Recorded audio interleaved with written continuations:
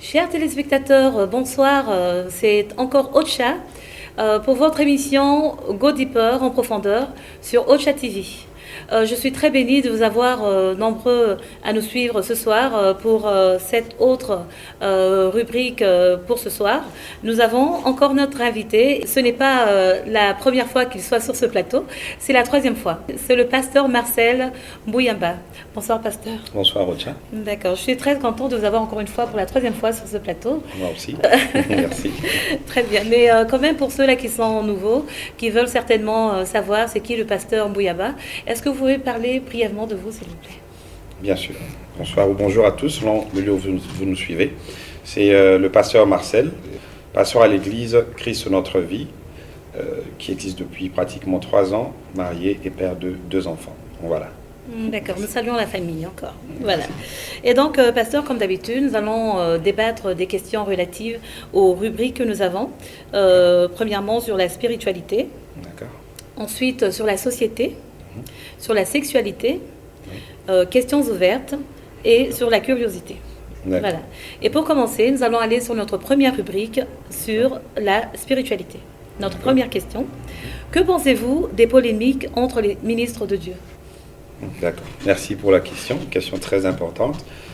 En fait, je pense déjà que ce n'est pas une bonne chose parce que quand on parle de ministre de Dieu, on ne peut pas avoir des polémiques dedans. On peut avoir des échanges, on peut avoir des partages bibliques, mais les polémiques ne sont pas bonnes et ne sont pas à encourager dans le milieu des ministres de Dieu parce que nous sommes supposés apporter la paix, l'amour, mais aussi l'humilité. Voilà ce que je peux dire brièvement sur cette question. D'accord. Et donc, d'après vous, vous pensez qu'un homme de Dieu ne peut pas polémiquer sur un autre, ou bien un ministère ne peut pas polémiquer sur un autre ministère? Je pense que tout ce que nous faisons est dans le but d'édifier le peuple de Dieu et aussi de relever ceux qui sont tombés. Donc, mais le but des polémiques n'est pas toujours de pouvoir relever ou édifier, c'est dans le but d'enterrer certaines personnes. Et je pense que peut-être qu'on peut nommer ça autrement. Oui.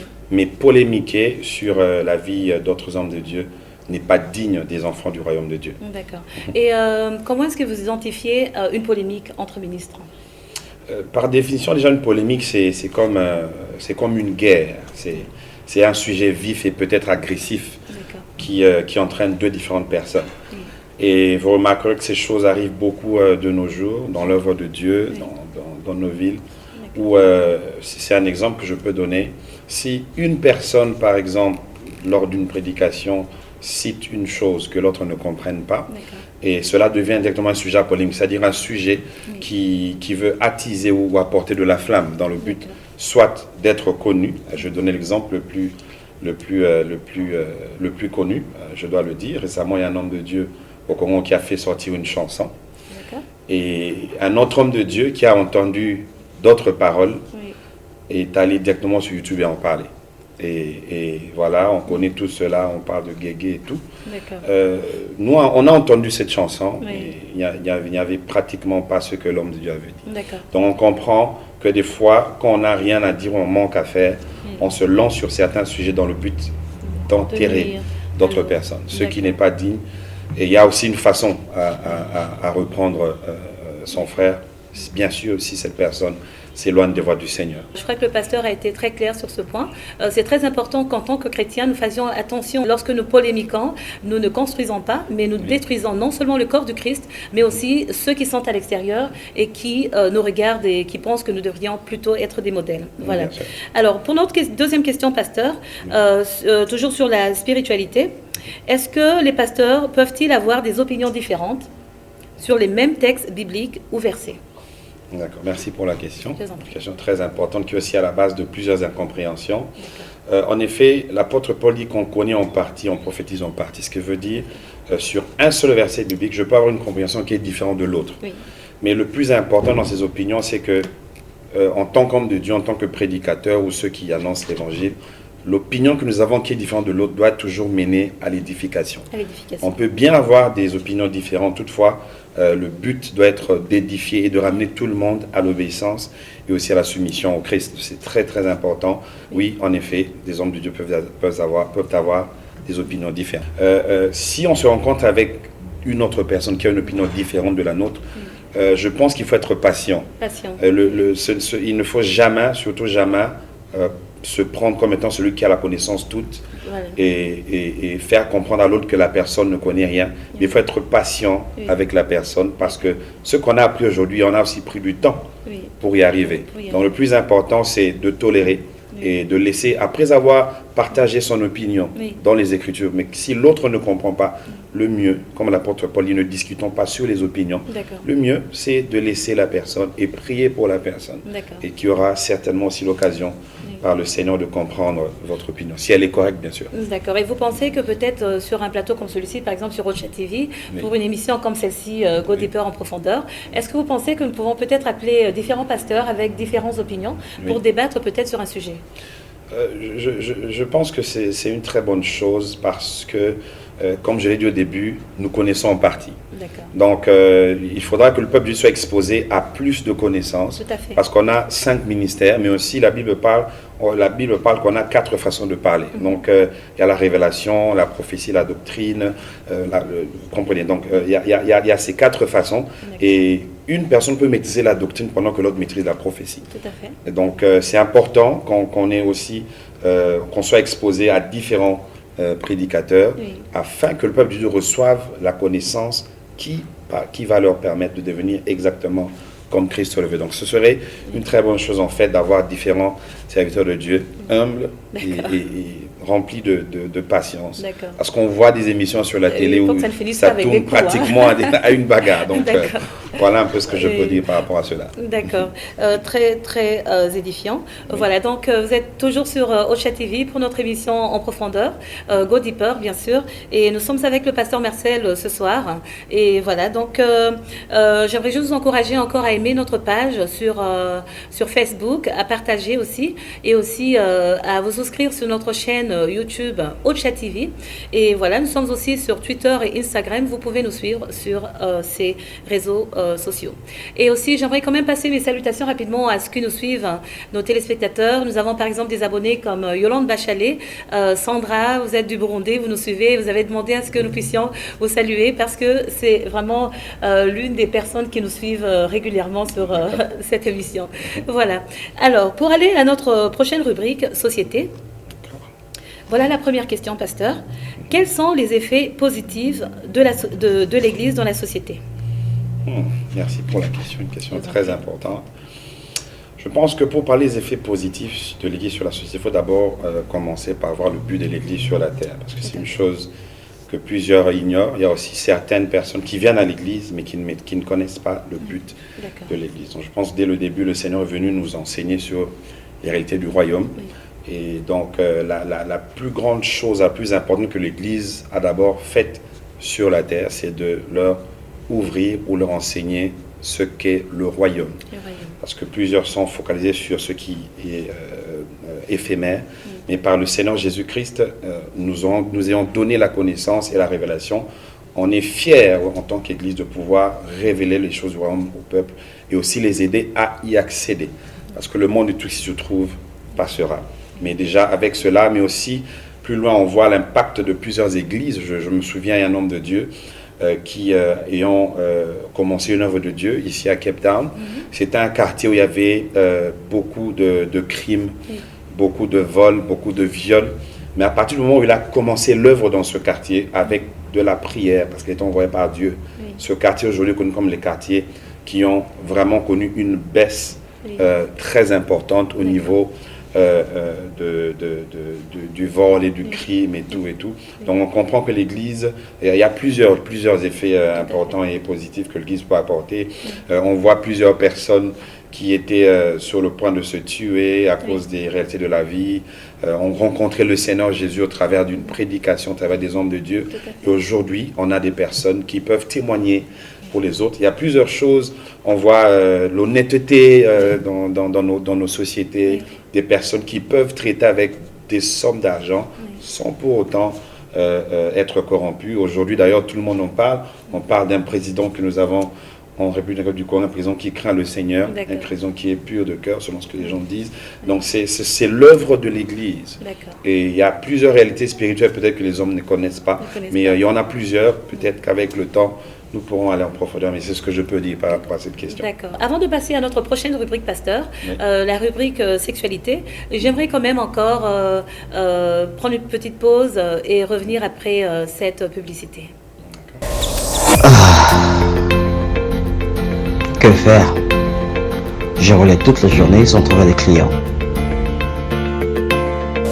Avez-vous des produits à vendre, des offres ou des demandes d'emploi? Tout est désormais possible avec Kotacop. Pas besoin de vous déplacer et pas non plus besoin d'un commissionnaire. Sur www.kotacop.com, publiez vos annonces. Kotacop, c'est vendre en quelques clics. Sur Kotacop, vous pouvez chercher les produits dont vous avez besoin.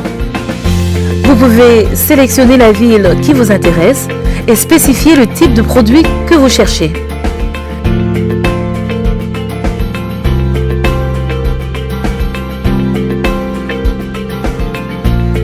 Vous avez la possibilité aussi, en publiant vos annonces, de télécharger des photos pour mieux attirer les acheteurs. Créez votre identifiant et soyez en mesure de gérer vos ventes en ligne. Joignez gratuitement Kotacop aujourd'hui sur un ordinateur ou un téléphone portable. Faites vos affaires en un clic. Kotacop, c'est gratuit.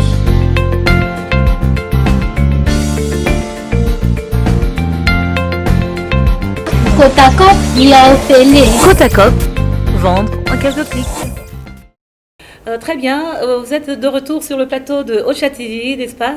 Avec Ocha, votre présentatrice, et avec notre invité ce soir, le pasteur Marcel, sur cette émission de Go Deeper en profondeur. Alors, pasteur, pour la rubrique sexualité, nous passons à la première question. Quel âge pensez-vous qu'il est opportun de conseiller un enfant sur la sexualité? Merci pour la question, c'est très important.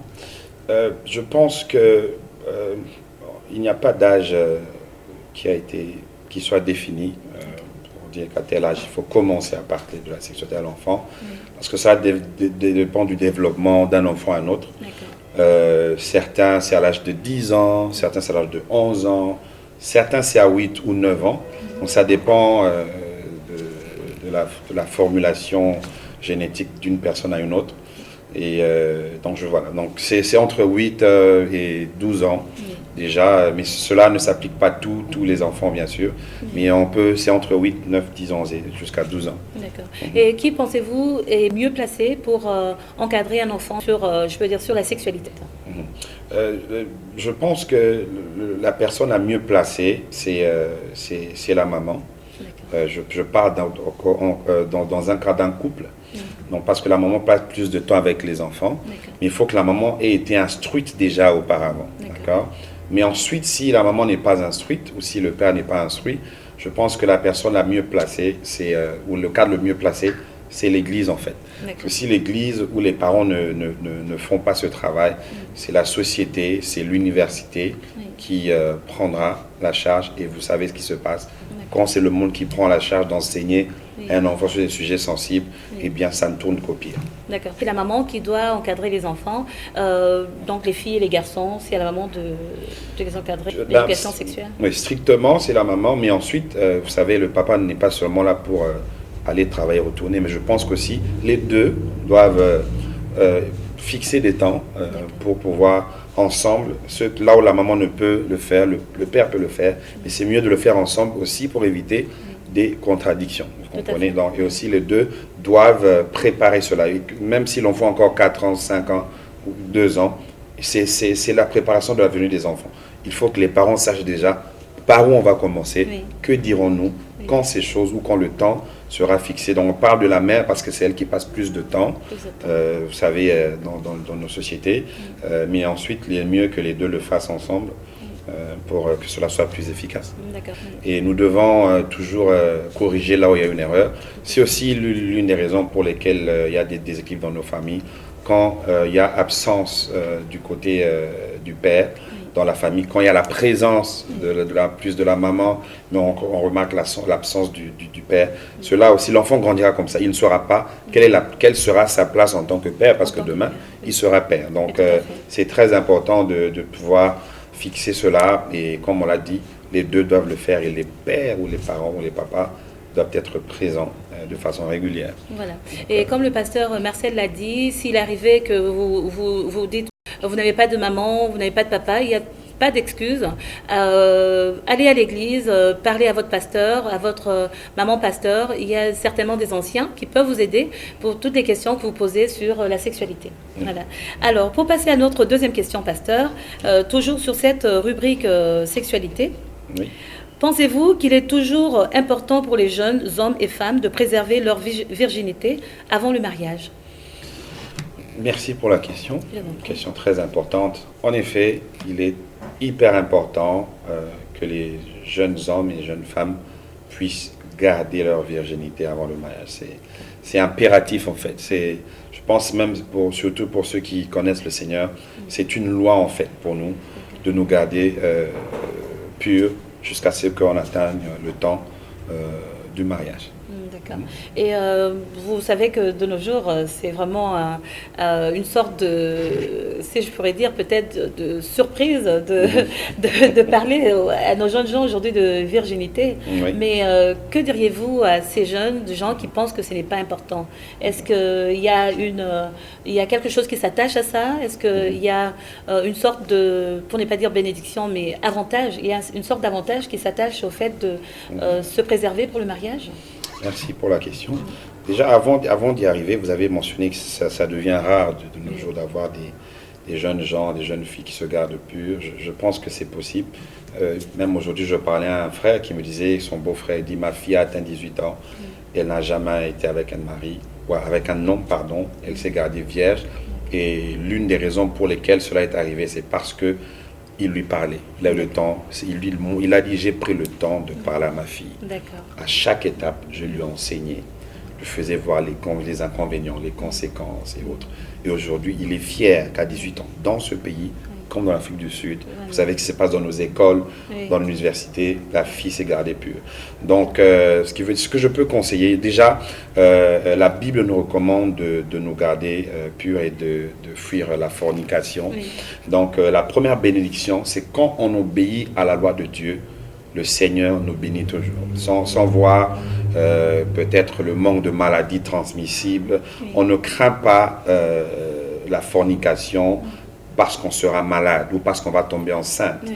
Non, non, c'est parce qu'on craint Dieu et on veut plaire, parce que la Bible dit que nos corps sont le temple du Saint-Esprit et nous lui appartenons. Oui. D'où la première raison pour laquelle un enfant de Dieu ou un jeune doit se garder pur, c'est parce qu'il obéit à la parole du Seigneur. Oui. Mais ensuite, après, vous savez, le sexe est l'une des portes d'entrée puissantes des démons. C'est par le sexe qu'il y a une possession démoniaque très très forte. Par le sexe, on peut obtenir des comportements bizarres, on peut être possédé. Parce que la Bible dit, celui qui est en intimité avec une prostituée devient un seul esprit avec la prostituée. Oui. Donc à chaque fois qu'on s'unit avec une autre personne, il y a des conséquences. Mais le but, c'est d'abord de craindre Dieu et de marcher dans sa volonté. D'accord. Et vous aviez parlé tantôt ici du papa qui parlait à sa fille, et il dit que c'est grâce au fait qu'il a parlé. Alors, il y a certainement aussi des parents qui parlent à leurs enfants, mais peut-être la manière de parler. Comment, est-ce que vous avez peut-être un conseil sur ce point? Comment s'y prendre? Alors, quand je disais, premièrement, il y a des parents, malgré 20 ans de mariage, 40 ans, ils n'ont jamais été instruits. Et pour la plupart des Africains, c'est un sujet tabou, où on ne sait pas par où commencer, qu'est-ce qu'il faut dire. Déjà dès le départ, comme je le disais, par rapport à l'âge et tout, donc quand on remarque certains signes auprès de la vie de ces enfants, pour les jeunes filles par exemple, il y a des mamelles, il y a les menstruations et autres, donc déjà les parents doivent déjà commencer à leur dire c'est quoi, pourquoi ces choses arrivent et quelle est leur importance ou comment se soigner et tout. Mais ensuite je pense que selon les Écritures, on leur enseigne avec pureté. Voilà, il faut que tu saches qu'il y a un âge pour toute chose. Il y aura un temps pour ce que vous faites. D'ailleurs, la Bible dit, par exemple, je sors un peu du sujet, que celui qui connaît une fille doit l'épouser. Vous comprenez? Donc, alors, je me dis, combien de fois les jeunes gens se sont connus et ont rejeté. Donc, alors que selon les Écritures, c'est donc ce corps que nous avons, nous devons le garder pour une seule personne. Donc la façon de parler, c'est d'abord avec toute vérité, d'accord, mais aussi il faut savoir utiliser les termes selon l'âge, parce que il y a certains enfants, quand vous leur parlez de certaines choses, ça réveille leur curiosité et ça les pousse en effet à aller à l'action.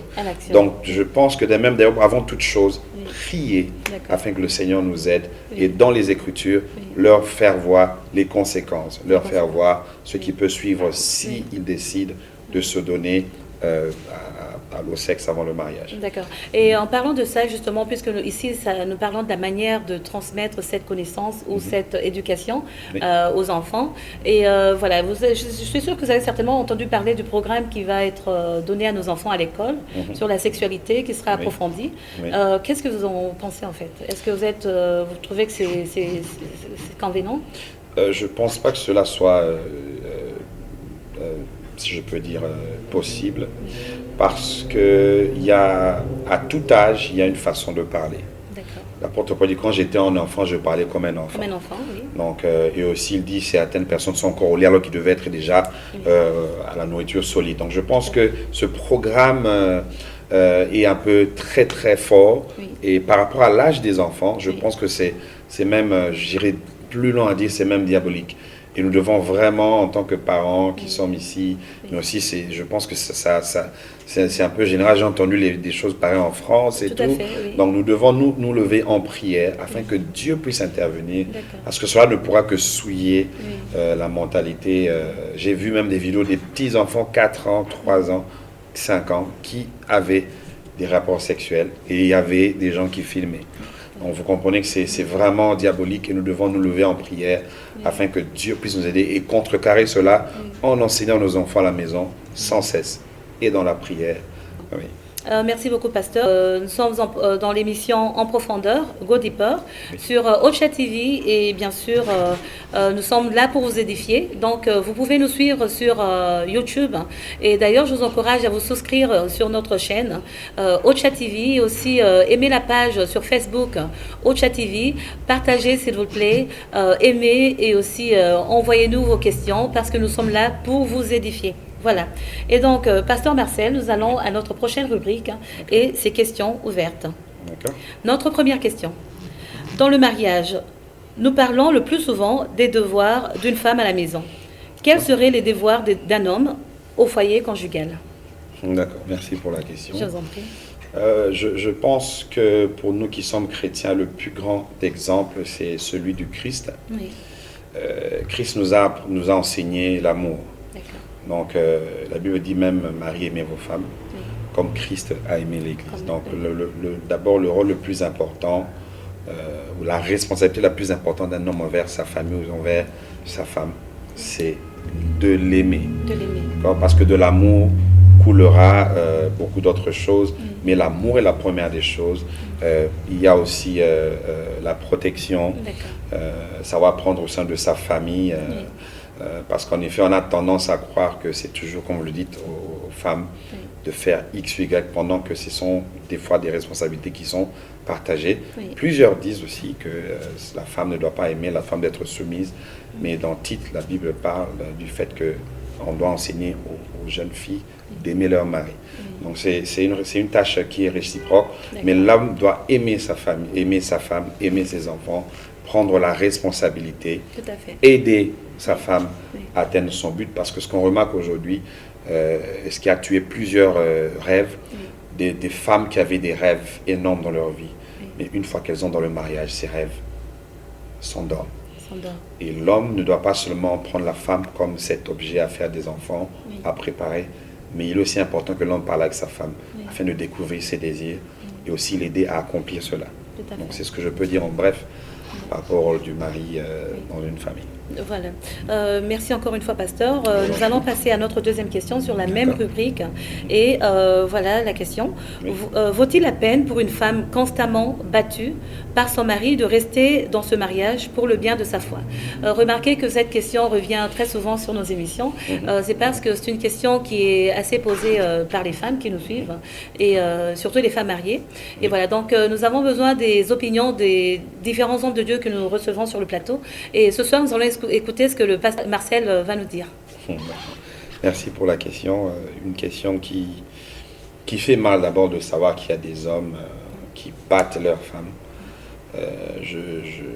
Quelle que soit la raison, je pense que ces hommes ne méritent pas d'être hommes. Vous comprenez? Je pense que, c'est vrai, on parle de la foi. Les gens pensent que la foi chrétienne rend les gens bêtes. Ils rendent les gens molles ou mous. Mais non, c'est un danger qu'une femme reste dans sa maison uniquement à cause de sa foi. Si on peut aller déjà, que faire dans ce cas? Bien sûr, on doit vérifier quelles sont les raisons pour lesquelles la femme est battue. Il y a plusieurs raisons. Il peut y avoir des raisons spirituelles. Vous savez, le diable tente, je donne un exemple, par exemple, une femme qui a un avenir avec Dieu, un ministère, le diable vient avec des tentations des hommes pour la faire tomber, elle ne tombe pas. Le diable passe par son mari pour commencer à la frapper afin qu'elle puisse perdre sa foi et même perdre sa vie. Donc, alors là, on comprend que c'est l'origine est spirituelle. Tout à fait. On doit attaquer. Donc, cela veut dire l'homme n'est pas l'auteur de ces choses, mais il se retrouve envoûté par cela. Il y a des raisons qui sont psychologiques. L'homme a grandi dans un milieu où il voyait son père frapper sa maman. Et pour lui, c'est la façon normale de faire les choses. Et il agit. Et aussi, il y a aussi l'environnement, mais il y a aussi des caractères que les gens ont, colériques et autres. Donc, il y a plusieurs raisons. Mais aussi, il faut voir pourquoi l'homme frappe sa femme. Il y a certaines personnes, c'est vrai, on parle toujours de l'homme qui frappe. Je n'encourage pas et je ne tolère pas cela.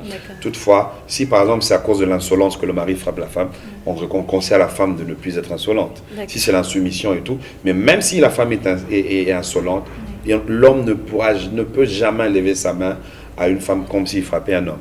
Donc, je pense que la solution, si ça continue, si on vérifie toutes les raisons, on parle à la famille, on parle à l'église, ça continue, on peut demander à la famille de la femme de retirer, de reprendre leur vie pour un temps et demander à l'homme d'aller se faire traiter, certainement. Si ce n'est pas une raison spirituelle, si c'est une raison psychologique, l'homme doit avoir un psychologue pour lui parler et l'aider. Et aussi avec des prières, cela peut aider. Mais le pire encore, excusez-moi, c'est que la plupart des femmes qui sont battues gardent silence. Et plusieurs gardent silence soit parce qu'elles ont peur, soit parce qu'elles aiment leur mari. Et elles préfèrent recevoir des coups dans leur famille, qui est bien sûr une mauvaise décision à prendre. Donc quand une femme est battue et qu'elle en a marre, par exemple, elle va certainement voir son pasteur ou sa famille et tout. Donc, on va analyser qu'est-ce qui s'est passé. Pourquoi il t'a frappé? C'était sous quelles circonstances? Est-ce qu'il était ivre? Il y a certaines personnes le font quand ils sont ivres. Est-ce qu'il était ivre? Est-ce que vous lui avez dit quelque chose? Et au bout de certaines questions, parce qu'il y a des choses, même les choses spirituelles, on doit poser des questions. Donc les questions sont importantes. Et si on rassemble les causes pour lesquelles la personne est frappée, donc on peut identifier que c'est soit une cause spirituelle, soit ce soit moins un problème psychologique ou colérique qui peut être traité de façon différente, bien sûr. Et donc, entre-temps, quel conseil vous allez donner à ces femmes qui sont battues? Est-ce qu'elles doivent rester dans un mariage comme ça et donner la chance à leur mari de changer, être patientes et les aider à changer, ou il faudrait peut-être, comme vous avez dit, qu'elles se séparent et l'aider de loin? Et donc, il faut faire ça, et quand est-ce qu'elle peut trouver que c'est maintenant assez sécurisant pour elle de rentrer dans ce foyer? Merci pour la question. Je pense que ça dépend de la fréquence aussi, parce qu'aujourd'hui, ton mari peut te gifler. Je dis peu. Moi, je ne suis pas pour cela. Toute ma vie, je n'ai jamais frapper une fille. Même quand on était dans le monde, D'accord. cela n'était pas de notre comportement. Donc je pense que ça dépend de la fréquence. Il se peut qu'au bout d'une incompréhension, le mari te gifle une fois. Oui, Donc cela, tu ne diras pas, bon voilà, je rentre chez moi. c'est ça. Mais ça dépend de la fréquence dont la femme elle-même pourrait sentir qu'elle est en insécurité parce qu'elle veut une fréquence. Et il y a des gens qui donnent des coups. Quand je dis des coups, ce n'est même pas des gifles, mais des coups. Et là, on sent que quand un homme aime sa femme, il ne peut pas lui faire mal à ce point. D'accord. Il ne peut pas fermer ses poings pour frapper une femme. Donc on sent la colère, on sent le manque d'amour. Et quand on atteint cette dimension, je pense que la femme, à ce moment-là, je pense que même au bout de 2-3 fois, selon les circonstances, elle parlera à sa famille et elle pourra se déplacer. Donc il ne faut pas attendre que le pire arrive parce qu'on a vu plusieurs personnes mourir à cause du fait qu'elles étaient battues dans leur foyer. Et c'est très douloureux de savoir de savoir qu'une sœur meurt à cause de cela. Quand une femme meurt, c'est toute une destinée qui meurt. C'est tout un avenir des enfants qui meurent, des enfants qui sont nés ou même qui devraient naître de cette relation-là. Donc c'est toute une génération qui part quand on perd une personne. D'où il est mieux d'intervenir le plus tôt que possible afin de ne pas perdre tout cela. Et donc la séparation dont je parle, en effet, c'est important. On se sépare pour un temps, on ne parle pas du divorce. On se sépare pour un temps et entre-temps, on soumet le mari à avoir un docteur, par exemple, pour les consultations régulières, dont la femme doit aussi être là, si c'est possible, afin de voir l'évolution. Parce que c'est très important. Le mari peut dire, voilà, j'y suis allé, alors qu'il n'y est jamais allé. Il faut qu'il y ait des preuves, ou même un membre de famille de la femme qui puisse y aller. Et ensuite faire voir à cette personne que ce qu'il fait, c'est contre aussi la loi. Il peut être arrêté, parce que des fois, on est trop bon dans l'église. Il faut des fois appliquer la loi. Écoutez, si tu continues, voici ce qui va arriver. Comprenez? Mais à la suite, si ça ne se termine pas, la Bible dit, quand l'apôtre Paul parle de femme et homme, il dit une chose que la femme ne se sépare pas de son mari, mais aussi que l'homme ne divorce pas. Mais il dit, si la femme veut se séparer, cela veut dire se séparer non pas pour un temps. Si elle veut se séparer pour toujours. Qu'elle le fasse, mais qu'elle ne se remarie pas. Mais là, la Bible, dans ce cas-là, la Bible n'a pas spécifié pourquoi elle doit se séparer. Il dit simplement que la femme ne se sépare pas de son mari et que le mari ne divorce pas. Vous comprenez? Mais si elle veut se séparer, qu'elle le fasse, mais qu'elle ne se remarie pas. Vous comprenez? Donc la femme qui se sent en insécurité, qui est battue jusqu'au point d'en perdre sa vie, écoute, je vous dis ce qui est écrit. Maman, vous pouvez vous séparer de ce danger, mais la Bible ne vous mariez pas. Ou qu'elle se réconcilie avec son mari plus tard. Donc c'était vraiment en profondeur, pasteur Marcel, mais je suis sûre qu'il y a encore beaucoup à dire sur cette question. Et voilà, donc pour ceux qui nous suivent, nous encourageons encore à nous envoyer vos questions. Elles sont les bienvenues, voilà. Et donc c'est pour l'édification de tous qui nous suivent, pasteur. Et nous sommes à la fin de notre émission, avant notre dernière rubrique curiosité, où nous allons devoir vous poser 3 questions pour lesquelles vous aurez 5 secondes à répondre. D'accord. Alors, avant de passer à cette rubrique, j'aimerais encore vous remercier pour ceux qui nous suivent, pour ce qui nous encourage, n'est-ce pas, par vos messages.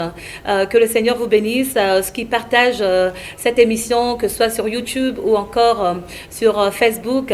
Voilà, vraiment que le Seigneur vous bénisse parce que vous êtes en train de bénir plus d'une personne. Et voilà, à travers cette émission qui est là pour votre édification. Sur Ocha TV, Go Deeper en profondeur. Alors, pasteur, est-ce que vous êtes prêt? Oui, je crois. D'accord. Alors, notre première question, pasteur. Vous avez 5 secondes. Avez-vous déjà brisé le cœur d'une personne? Oui. Plusieurs. Voilà. Plusieurs. D'accord. Alors, ça, c'est la première question. La deuxième question. Avez-vous déjà eu à passer toute une nuit à la montagne pour la prière? Non. Non, d'accord. Et la dernière question. Combien de temps vous faut-il pour pardonner à quelqu'un qui vous a fait du mal? Depuis que je suis dans le Seigneur, je ne me rends même pas compte de quand ça se fait. Dans le monde, ça pourrait prendre des années, mais dans le Seigneur, Je ne sais définir combien de temps. D'accord, ça prend peut-être une journée, 2 jours. C'est possible, c'est possible. Nous sommes humains, des fois on garde cela, mais au bout d'une journée ou 2 peut-être maximum, ça passe. D'accord. Voilà, je remercie encore une fois Pasteur Martial. C'était encore un plaisir, comme d'habitude, de vous avoir sur ce plateau de Ocha TV pour notre émission En profondeur Go Deeper. Alors pour terminer, j'aimerais juste que vous donniez votre dernier mot avant qu'on se sépare. Premièrement, je tiens à vous remercier pour ce temps important que vous nous accordez de pouvoir édifier le peuple de Dieu.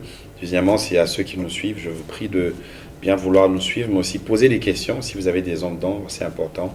Laissez vos commentaires et aussi, pourquoi ne pas partager ce que vous recevez pour l'édification d'un plus grand nombre. Voilà, que le Seigneur vous bénisse. Merci encore et merci encore. Je remercie à tous nos abonnés. Continuez à partager, continuez à aimer, à vous souscrire. Que le Seigneur vous bénisse. Et j'espère vous retrouver dans notre prochaine émission En profondeur, Go Deeper. Que le Seigneur vous bénisse et au revoir. Au revoir, pasteur. Au revoir, madame. Au revoir.